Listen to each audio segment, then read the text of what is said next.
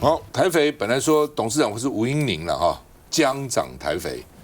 连张景生都出来讲说啊，迟早会出事哈，怎么可以这样子呢哈？但是呢，台肥昨天晚上连夜发了3个公告，哦，当时说可能换吴音宁，是因为呢，当时的这个董事长啊，那李孙荣皇宫博士是这个董事长，但是呢，突然他代表农业部的这个董事换成吴音宁，所以你看，董事长董事被拉下来了，换成吴音宁，那显然是吴音宁要去当董事长喽。那昨天晚上这个台肥又把台肥的总经理也拉上来，去接这个法人董事，所以就又大家都想说，那是不是外面反应不好吴音宁，所以要把总经理升董事长呢？反正就各种揣测了哈。那本来今天上午10点台肥说要开记者会，大家想说哇10点记者会一定要宣布这个事情，好像也没有讲这些细节哈。那到底怎么回事？我们看一下。台肥董座传出将由行政院中办副执行长吴音宁接替，震撼外界。但有媒体报道，最终由台肥总经理张苍狼取代吴音宁接任董事长。不过台肥暂无回应。台肥在4号早上10点召开董事会，原先外界预期吴音宁渴望担任新任的台肥董事长，但在前一晚台肥连续发出了重大公告，人事变动让这一切有了变数。3号深夜，台肥发布重大公告，法人董事由农业部代表庄老达更换为台肥总经理张苍狼，不免让人联想与吴音宁的人事案有关。国营事业的董事长选任都有法定的程序，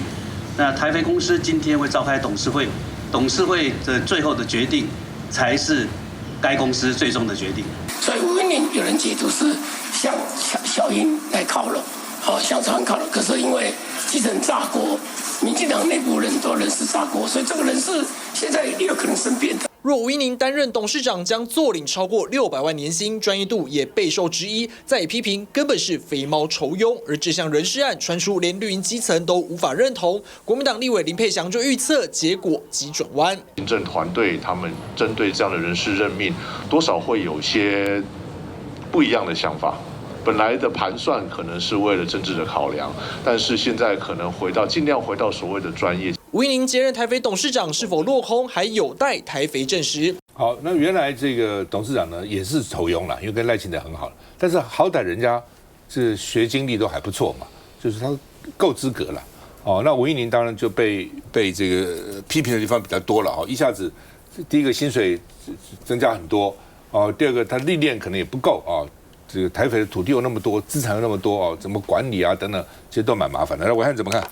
农业部在台肥占股24%，它有5个这个董事那原本就4个李孙荣董事长，另外还有庄老达、刘志成、曾香华，还有洪炳专。那因为这个吴音宁取代了李孙荣，我想这几天大家都有讲到了吴音宁从以前北农这个总经理的时候，因为在台北市议会的质询那个过程当中，算是留下大家印象，觉得说他好像没有很懂。那你怎么接总经理呢？对不对？那当时的年薪是250万，现在这个台北如果当董事长的话，那是可能看起来是1500多万，所以大家觉得说哇，这是不是酬庸？你有没有专业的知识跟涵养可以对比？李孙荣是相关的环工的专业，那吴音宁如果不是的话，大家讲说那是不是就是人脉的问题？第二个，因为今天早上的状况是怎么样？就是我刚刚讲的这个农业部的5个董事当中的庄老达也换了，换成现在目前台北的总经理叫做张苍狼，所以他是现在总经理，他熟悉业务，他也上来，那会不会其实就是董事长可能就不是吴音宁？这个事情可能下礼拜才有结果。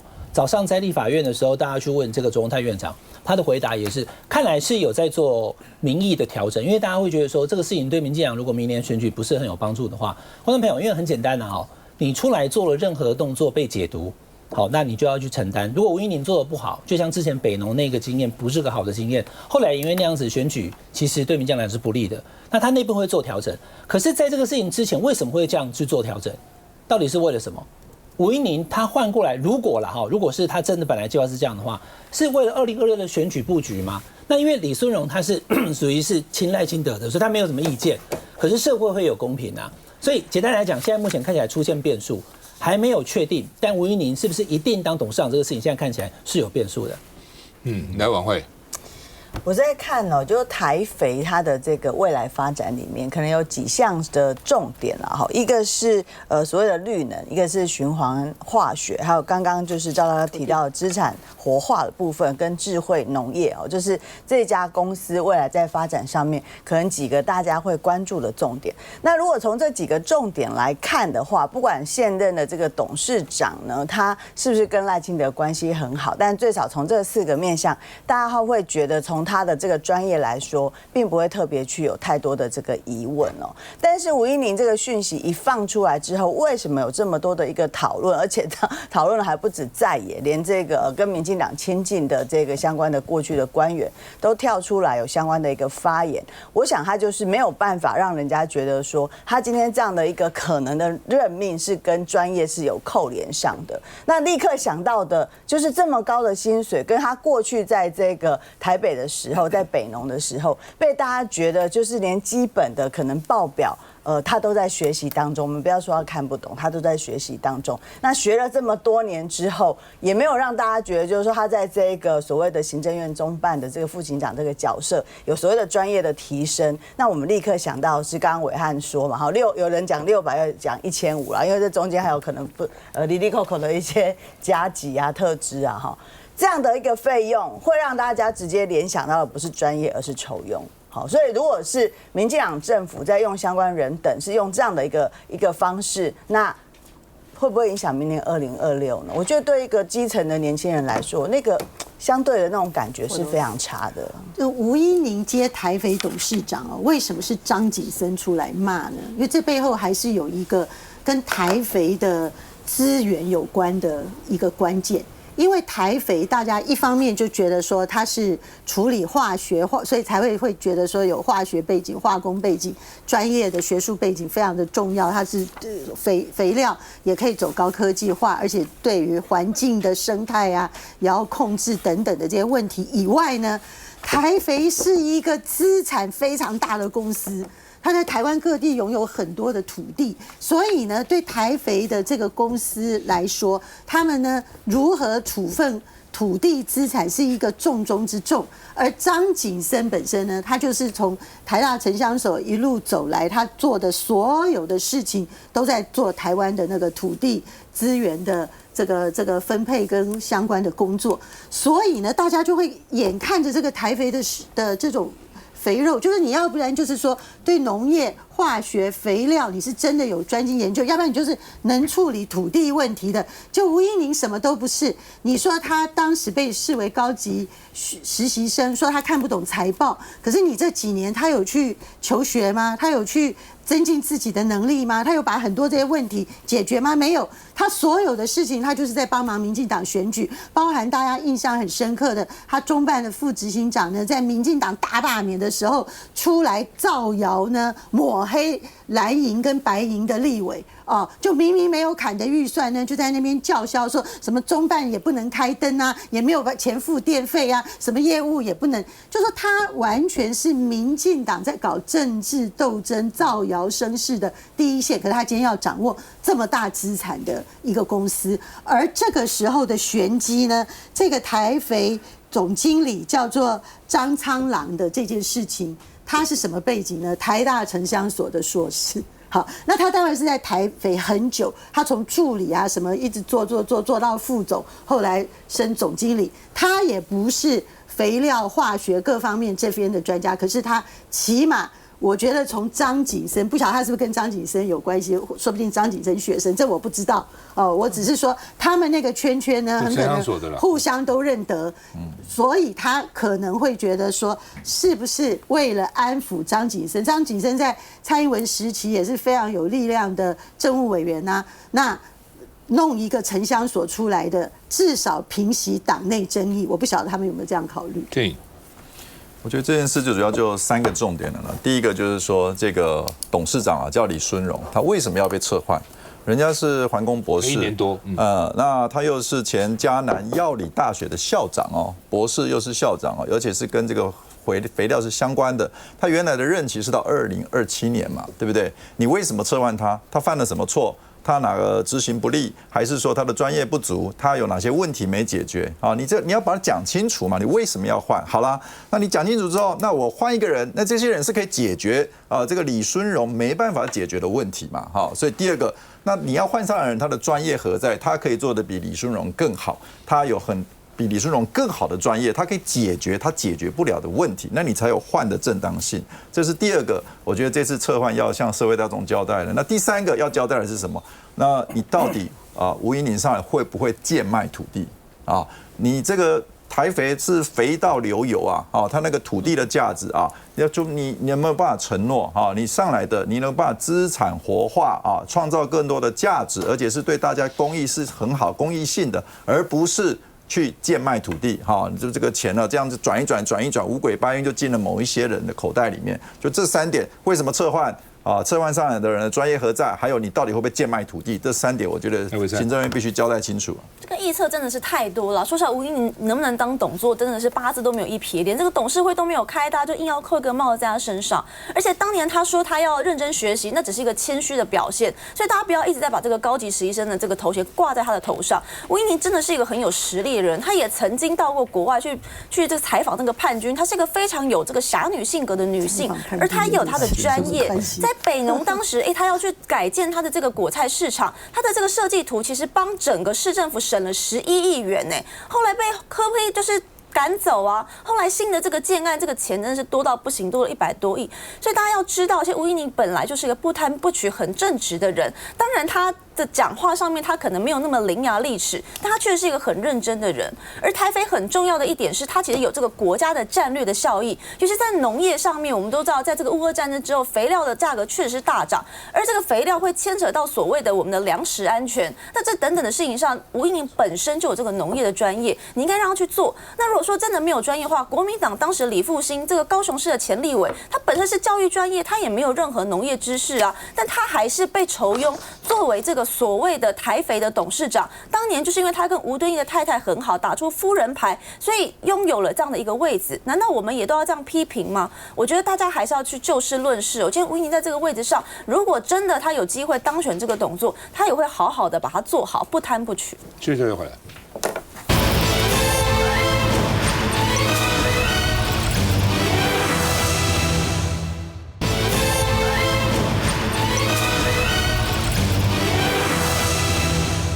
林岱樺在高雄这个造势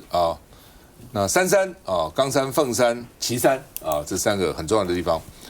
那本来有4个正国会大咖帮他宣导宣传，都没来，一个都没来。所以呢，说孤鸟泪洒舞台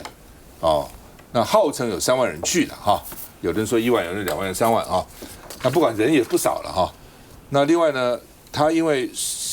被说这个侵占助理费他说半年都没回家了，说衣服都穿这一套那要回家换个衣服为什么？因为检察官怕他跟他什么家人啊、姐妹啊什么去串证的时候，不准他回去接触。法官现在准了，法官说林岱樺主张生活及饮食不便，已经影响国会议员及公务运作执行，并非毫无根据，也不是没有根据而且呢，违反比例原则嘛你禁止这个居住地都禁止，你只能住这里，别的地方不能，家都不能回。你现在住哪里？就在这个地方所以呢，准许林岱樺变更限制租居地，从11月开始可以回家跟妈妈、妹妹同住所以呢，检察官很严苛的了那林岱樺就说，连北检都不敢对柯文哲这样，有没有说柯文哲都不能够回家，不能够太太讲话，跟等等，不能跟妈妈讲话所以呢，熊检是申请禁言令，不准他讲话。不准他什么讲话呢？说他不能利用集会游行、社群网站、媒体途径对于案件进行评论。审判这个侦查中案件不可以去评论，不可以说我们怎么样政治干预、司法干预出血，不可以讲这样的话那法官也驳回了，说你这太严了吧那另外呢，这个因为他们当天组织还有对话。说什么街道民调，因为民进党是用民调来决定嘛，街道民调都说你28岁就28岁就好了为什么？因为年轻的加权比较大，因为不容易做到年轻人，每个党都不容易做到，因为年轻人随在家里接你电话所以呢，好不容易做到以后呢，都要乘好几倍，它的比重占得很重所以呢，如果说你说我要制定林代化，我只有28岁，搞不好要乘3倍、乘5倍。那民进党说呢，不可以这样子哦，这个涉欺骗会依党纪惩处，所以吴峥就讲了哈。那林代化现在很多人说，他如果到时候没有提名，会不会就出来违纪竞选了哈？那林代化说，如果初选是公平的话，我愿赌服输。那问题什么叫公平，什么叫不公平？这就是到时候要看了哈。那另外呢，这个林代化说，这个因为有一个民众党的正妹网红叫做 Christine 去参加，所以被人家起底说这不是民进党，是民众党的。林代化说，参加我的活动不需要检查党政啊，都不用检查党政，愿意支持我都很好，大家愿意来都很好啊哈。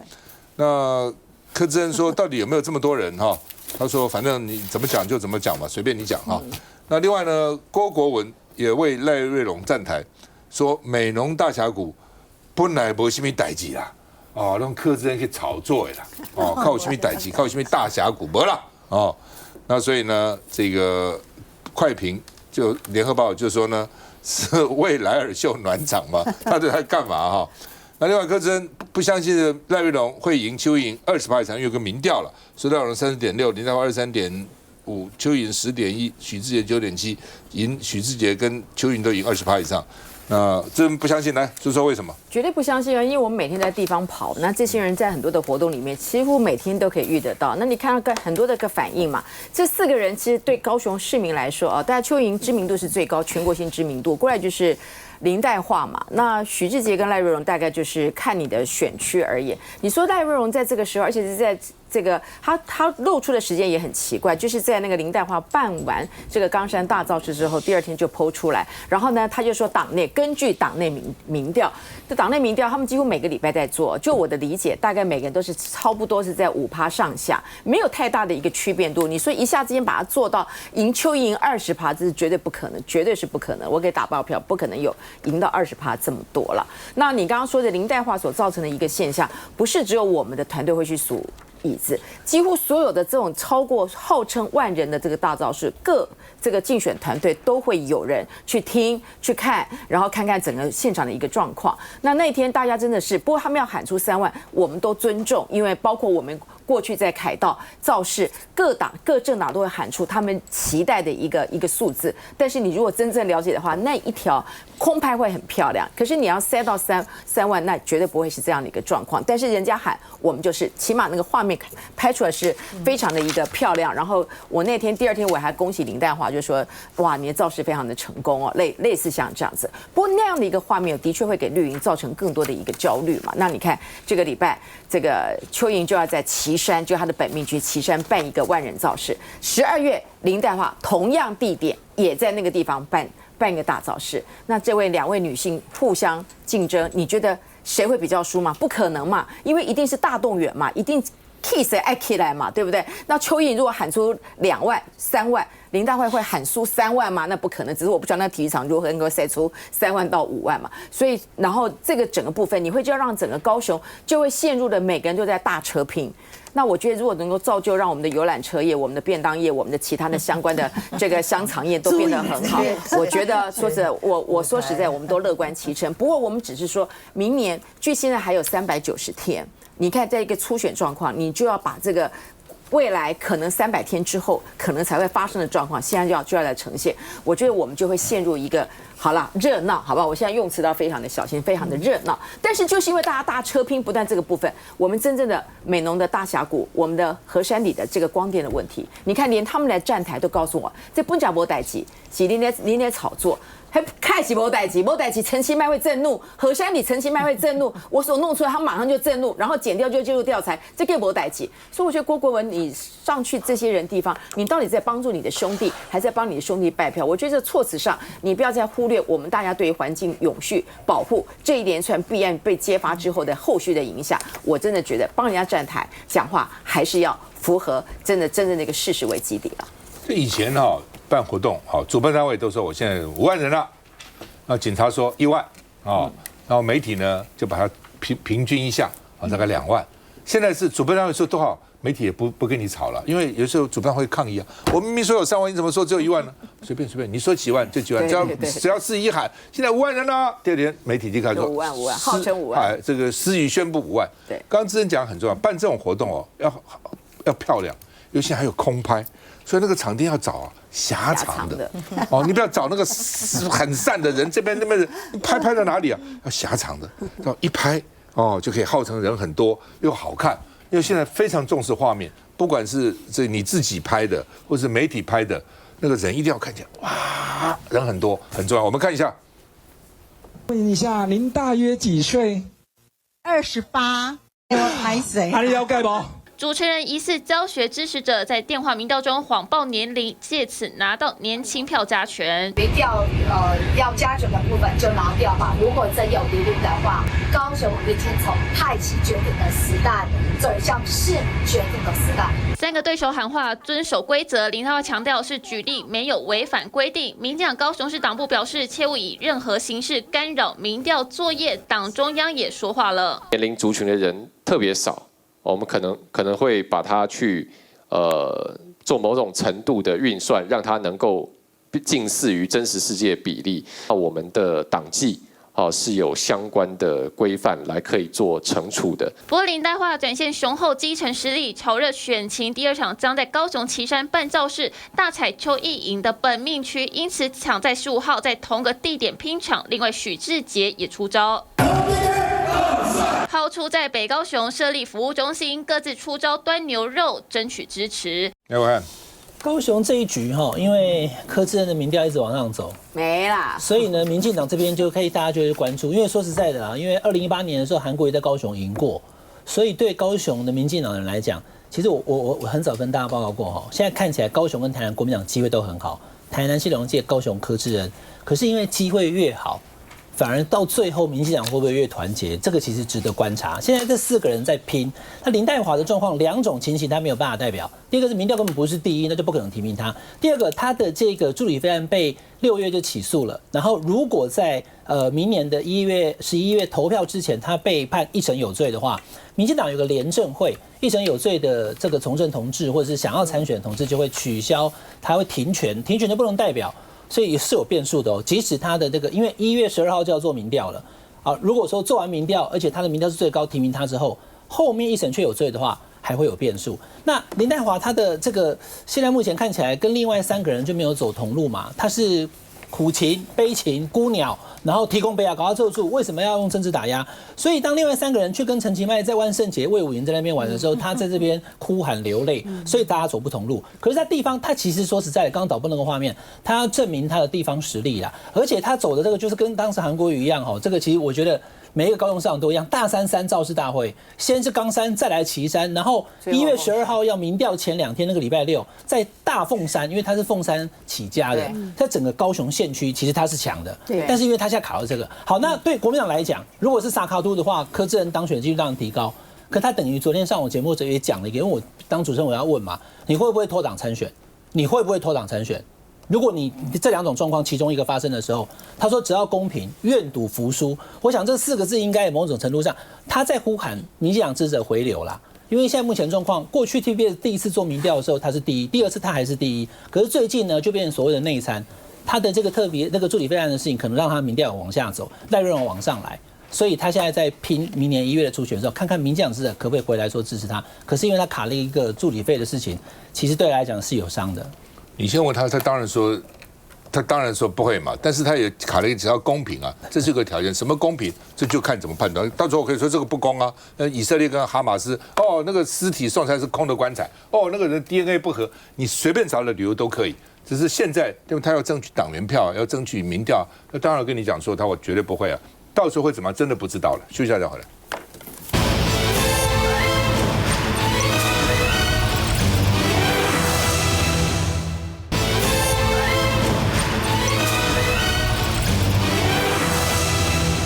好，那么张世刚、曾宪营在议会质询说，中央连续3年问台北翡翠水库能不能装光电板，蒋万安说绝对不可以。你看水利署来问的，函不可以那经济部强调，我并不是针对翡翠水库，我是全国都在问啦，全国的水域都去盘点啊。那另外呢，说柯文哲是不是就装好了？台北市自来水处说，柯文哲装的是屋顶的，没有接触，跟水没有接触。比如有很多这个自来水处会有办公厅所了，在屋顶上有装，但是没有接触水体。那另外呢，翡翠水库到底有没有装？台北市有一个翡翠水库管理局啊，他说依法规有双重管制啊，不是说这个是一重管制啊，意思是说不会的意思了啊。那另外呢，风传媒的评论说，如果你敢在翡翠水库去种电，民进党就永远不要想要拿台北市长啊，不要说台北市、新北都有问题。为什么？因为翡翠水是供给台北、新北还有一部分桃园居民的这个水啊。那所以呢，联合报也说如果为了光电就想要染指翡翠水库的话，民进党就令人无言了。我们看一下，乌山头水库到处都是光电板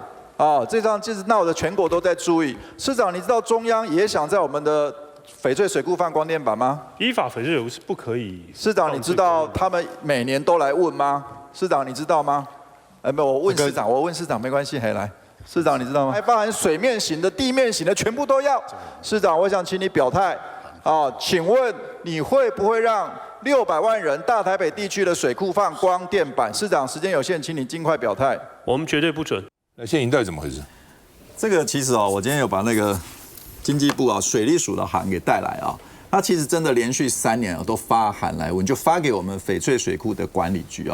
那他发函来问呢，其实我那时候就去了解一下，其实我们的翡翠水库跟乌山头水库它的面积都蛮大了，大概有10平方公里。但是他连续3年发函来问呢，我们的这个回函就告诉他说，我们的翡翠水库没有这个条件我们的日照那么少比乌山头水库少了30%到40%，而且呢水位落差也很大翡翠水库根本不适合。而且最重要的是我们呢告诉他就是说，我们的这个法规它这个是一个特别的水源的保护区而且根据这个水利法经济部的这个自己的水利法，他说翡翠水库只能够做这个水源的这个保护区，专门做公共的集水，不能接受任何其他的申请。可是他来问3种第一个叫做水域型水域型的光电板，就是像乌山头水库的。第二个叫做这个地面型地面型你水库旁边可不可以第三个叫屋顶型那万一有一些建筑物它屋顶型也要，所以它3种它都要盘点。而且它的发文告诉你说，如果你没有就是不能够设的话，你要告诉我原因所以连续3年都发函来问那这个我们的这个回复呢，里面就引了这个水利法，这是经济部在中央自己的法规嘛，他为什么明知故问？这是一个很大的问题。你明明过去3年都已经回答你说这是水源保护区它只能作为供给大台北地区600万人的饮水的安全，你不能够在上面放任何形式的光电板。我们都已经回答你的，你连续3年还发函来问，这是什么意思呢？而且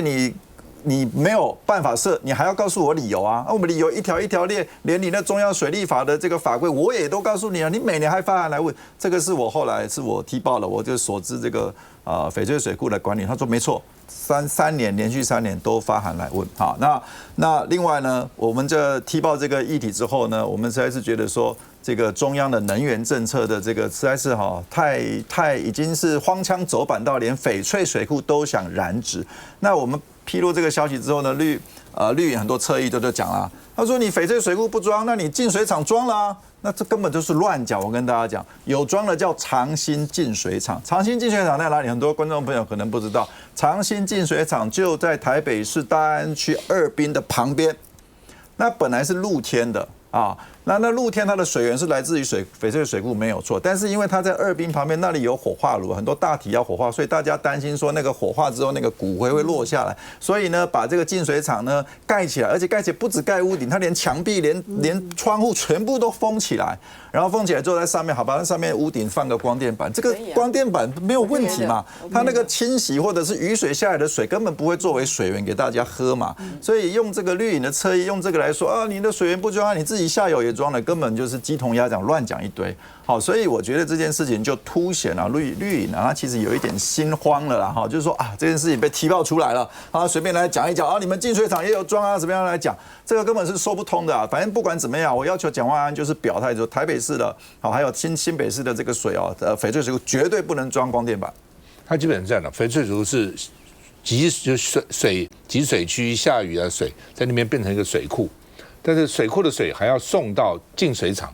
去把它弄干净。不管你是加滤也好啦，过滤也好啦，用活性炭也好啦，反正有不同的方式让这水干净，净水厂再出来了啊。它主要是这个。来，这个伟善。因为这就是一个假议题嘛，因为我们都知道，其实北水就讲得很清楚啊，它要盖的光电板其实就是在屋顶上，其实无涉于水源。好，即便是盖在水源上面，全世界都有在水库盖这个光电板的案例，中国就盖最多啊，中国在安徽省盖一堆，2017年、18年到现在都陆陆续续有做，甚至几年前还有很大的新闻说，哇，这个中国的水库上面浮了16万块的光电板，奇怪，中国有做，为什么台湾不能做？真的不要双标，全世界其实都在做这个事情，因为它才有一个足够的水面，甚至中国也很喜欢把它搭在这个高山上面啊，它甚至有称，贵州有一个山上密密麻麻都是光电板，他说这个叫做龙脉，哇，这个金龙下凡，所以都讲得很好听啊，所以我就觉得真的不要双标啊。可是重点是我们该做的水土保持要做好，那我们该去处理的事情做好，那把这个标准做好，把监控设施做好，一切都没有问题。翡翠水库放光电板吗？我觉得不是适合不适合的问题，这个是有没有在科学上面根据，有没有好好做的问题。伟山发言人的讲话真是太令人震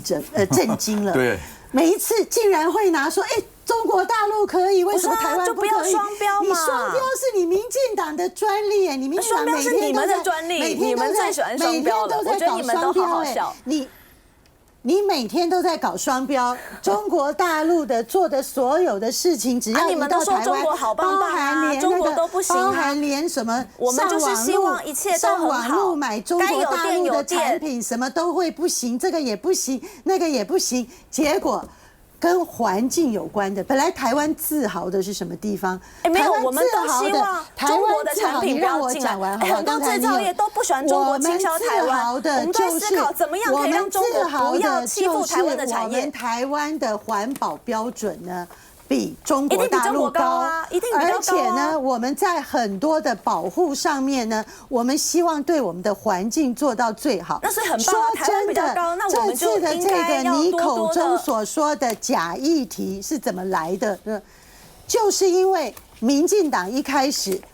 一方面呢，由我们曾宪仪议员踢爆，他们还在动翡翠水库的主意。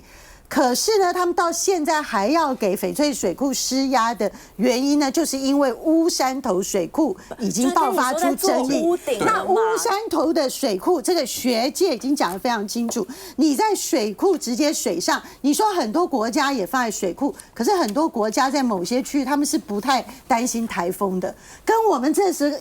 跟我们这种1年甚至13个台风都有可能。屋顶嘛？为什么讨论屋顶的事？你一定要一直扯水面呢？因为乌山头水库它就直接在水库上。他说只要台风来，那些光电板一吹到水里，那些化学物质就会污染。那至于在屋顶上，你就已经用水厂了，那你就直接提水厂就好了，你干嘛要提水库呢？这件事情刚刚那个您讲的这个，就代表一件事：如果台北市市长或新北市市长让民进党拿了，那翡翠水库就有可能装光电板。对，真的，你们就直接的宣布说，民进党的政策就是要在翡翠水库装光电板，让选民来决定。那你们就是没有这个很清楚，这不是假议题，这不是绝对不是每天每个人在喝的水，绝对不是假议题。你看，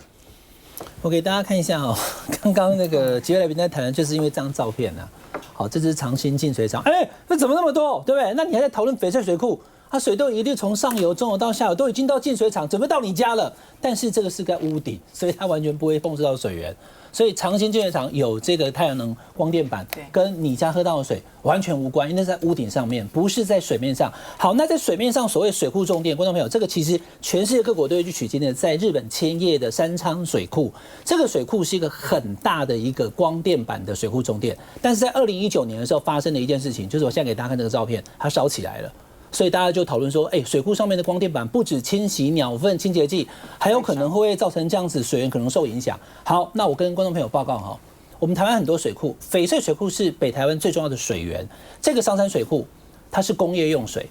或者是灌溉用水，可以去考虑要不要去利用。但是所有的饮用水的水库，很明确的，我根本不支持，我觉得根本不用去函询问你要不要发电。对，这种要饮用水的就不要放光电板就好了，就这么简单啊。反正下次的台北市长或者新北市长选举候选人，我希望不管哪一党都能够跟选民宣誓，我保证我当选以后，在翡翠水库的水面上不会设光电板。休息一下再回来。对了，这也是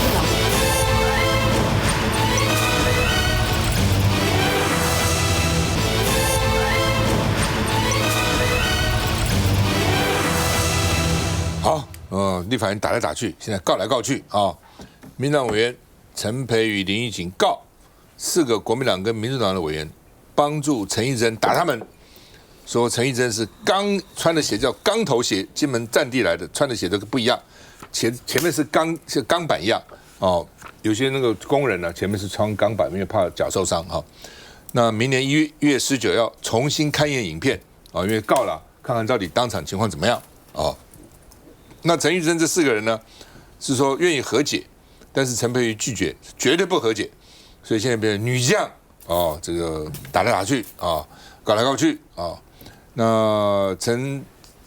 培瑜说是重伤害罪，告的是重伤害罪啊。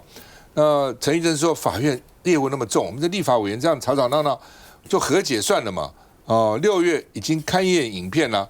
哦，所以呢。那希望勘验6家媒体拍摄的最新影片，哦，所以呢，我自己最清楚，他好像当时倒在地上哈，那反正是踢来踢去吧，倒在地上有踢了哈，但是所以陈培宇说他用钢头鞋被他猛踹7次啊，那所以呢提高重伤害。那陈医生说这些是谎言呐，哦，我们有影片呐，我哪有踢他7次啊，哦，那而且很多媒体都有影片，我们来看一眼影片好了啊。那翁小玲就还原立法院的现场说：“哎呦，陈培宇可能想太多，哪有什么助什么权呢？哈。那另外呢，徐巧芯说这是恶人先告状啊。那到底怎么回事？我们看一下。陈玉珍委员从头到尾都没有动手。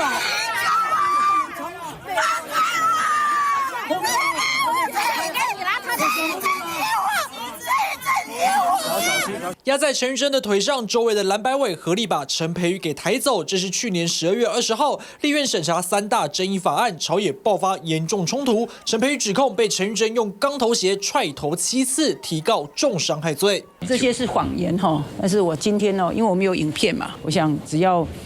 法官仔细的看这个整个过程影片，包括各位都有在场，很多是媒体的影片的话，就会了解事情的真相。时隔近1年，准备开庭，除了陈玉珍以外，当时抬走陈培瑜的蓝白委也通通被告，遭指控助选。法庭上，陈玉珍、徐巧芯、翁小玲、邱若华跟林义君都否认犯罪，强调是在保护陈玉珍跟陈培瑜。林义君委任律师更呛，昔日民进党就是这样排除少数党的杯葛行为，是当下陈玉珍被压住，怕陈玉珍受伤才把他抬走。而陈玉珍开庭到一半，要求重新勘验证据，认为上一个法官遭片面误导，被律师反呛，前2次为何不自己出庭？显然是证据不利，才想重新勘验。这就是恶人先告状跟滥用司法资源啊！那如果说他这样一直压着人家的话，他头已经撞到了，那万一再撞一次的话，后果会不堪设想。他们在现场所说的话就是扭曲事实。第二个，他们在相关事实却又不愿意认错，到底是蓄意攻击还是保护他别受伤，让司法见真章？到底怎么回事？我觉得那时候是因为大家是一团混乱啊，在刚开始的时候，我想这应该是在国会改革的那个状况当中哦，大家都是刚新上任，然后最主要是国民党想要占据主席台，让他们不要再继续，所以要把所有的人清空。那清空当中呢，因为陈培瑜也是算是他就是刚好。就是另外5个人，就是要把他搬离这个现场。那在搬离现场，对，然后搬离现场，他就一定要抓个椅子，抓个一个可以依靠的嘛，想把他搬开，想把他送出这个主席台去。所以就5个女生在这个过程里面一定会有拉扯，一定会有碰撞。但是你说要陈玉珍的这个穿的那个钢鞋，硬是要是故意去踢这个头，我实在是不觉得啊，是这样子。所以说这在混乱当中其实是很难断定是谁。最好的方式就是拿影片出来，不同角度影片来，是最容易看到的。不过你看张家俊他之前也是一个案件也是被告伤害，那张家俊这么矮，然后告他的人长这么高，那你看这个比例也是，所以就是一片混乱当中，大家都希望寻求一个解决的方法嘛。那之前其实民进党跟国民党男委员发生碰撞的时候，也是透过一些和解的方法，柯建铭会出来，然后大家就是说就用和解方式。那很显然这是女将，大家都各说一词。那如果说陈培瑜委员他觉得他承受非常大的委屈，也觉得这个部分里面他受伤很大，他不想和解，那不想和解的话，那就是用影片来说法。所以目前为止，我只能说5位女士昨天都一起集体的出庭来告诉这个检察官发生了什么样的状况。那如果大家都不愿意和解的话，那就让司法来做一个判断。梁伟善。好，这重点还是陈玉珍穿钢头鞋哦。请问为什么在立法院要穿钢头鞋？你们就蓄意要踢人吗？那所以在这个前提之下，我们当然会合以怀疑，就国民党的这个立法委员就是故意要伤害民进党的委员。以前当然立法院也有全武行，以前民进党在少数时代也会有全武行，可是我们不会全副武装，不会像这样什么护膝护肘，还是各种是这种军事层级的这样的一种护具去做这样的一个冲突。其实你就是有刻意要让人受伤。那我们看到陈培瑜委员在那个受伤那个现场，我们看到是一群国民党委员把他围在一起。那在那个里面发生的冲突，他也一直喊叫尖叫了，希望大家停下来，可是他们就不停啊。那你说这个有没有伤害？这个当然是法官来看啊。但我相信陈培瑜委员他一定有一定的证据跟信心，不然他不会不和解。不然如果说自己其实是本身是没有办法去拿到足够证据的，当然和解对他是比较优势的。可是他不愿和解，那也代表说他手上一定有可以证明陈玉珍踢他的证据。那我还有没有什么影片？相关的影片我看了很多，我先跟观众朋友报告哈，因为那个在议场里面，我们跑立法院的记者只能在2楼往下拍，